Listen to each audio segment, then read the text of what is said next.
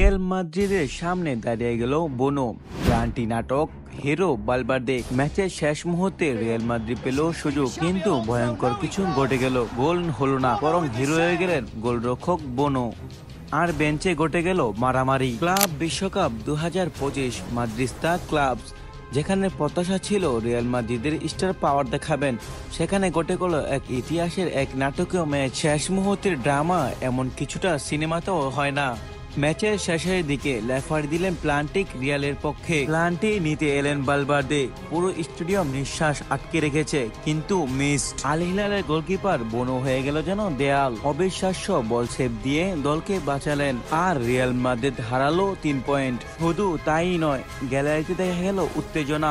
জাবি আলোনসোকে কেউ ধাক্কা দিচ্ছেন, বেঞ্চে দাস্তাদুস্তি। এটা কি শুরু হলো রিয়াল মাদ্রিদের ভিতর থেকেই? বোনো এই ম্যাচে ছিলেন নিঃসন্দেহে ম্যান অফ দ্য ম্যাচ। রিয়ালের ডিফেন্স দুর্বল, আর মিডফিল্ডে বারবার হয়ে যাচ্ছে ব্যাকডাউন। বায়ার লেভারকুসেনের প্রাক্তন কোচ জাবি আলোনসো, যে এখন এই ক্লাব বিশ্বকাপের গুরুত্বপূর্ণ ভূমিকা রাখছেন, সেটা এই ম্যাচে আরো স্পষ্ট। এটা কি রিয়াল মাদ্রিদের পতন শুরু? বোনো কি হয়ে উঠেছে নতুন প্লান্টি কিলার? আর বেঞ্চে ধাক্কাধাক্কি পিছনে কি আরো বড় কোনো কাহিনী লুকিয়ে আছে? কমেন্টে জানাও তোমার মতামত।